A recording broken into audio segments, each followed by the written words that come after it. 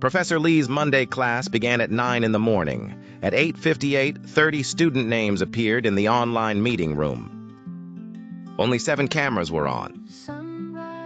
At 9:10, one student was answering questions. Another was commuting on a bus. Someone else had joined from bed with the microphone muted. The course had originally been scheduled face-to-face, but students had repeatedly asked for online options because of long commutes, part-time jobs, family responsibilities, and occasional illness. Professor Lee decided to experiment with flexibility. Students could attend in person, join live online, or watch a recording later, as long as they completed weekly tasks. At first, everyone loved the system. Attendance records looked excellent because almost every student accessed the course in some form. But classroom discussion changed. When Professor Lee asked a question in the physical classroom, students responded quickly. Online, long silences became common. Students watching recordings could learn the content, but they rarely participated in spontaneous discussion or heard classmates challenge one another in real time. One student, Nina, strongly defended the flexible format. She traveled nearly 90 minutes each way and worked evenings. "Without online access, I would sometimes have to choose between attending class and keeping my job," she said. Another student, Ben, admitted that flexibility had made him less disciplined. "When I know there's a recording, I tell myself I'll watch it later.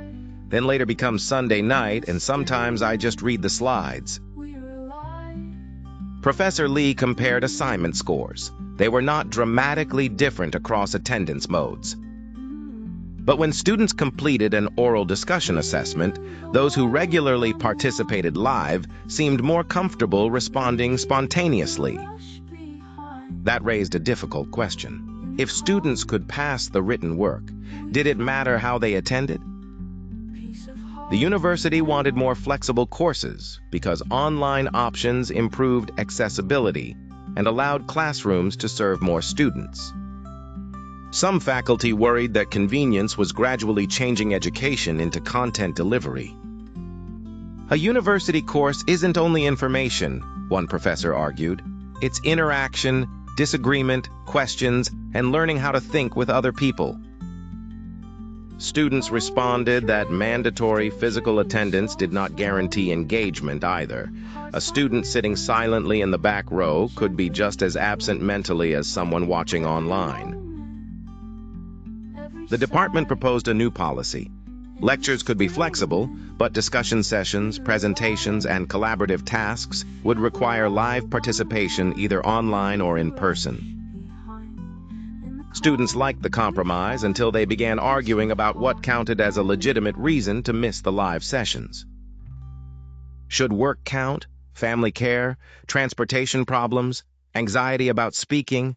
Time zone differences for international students? The more exceptions the policy allowed, the harder it became to call anything required.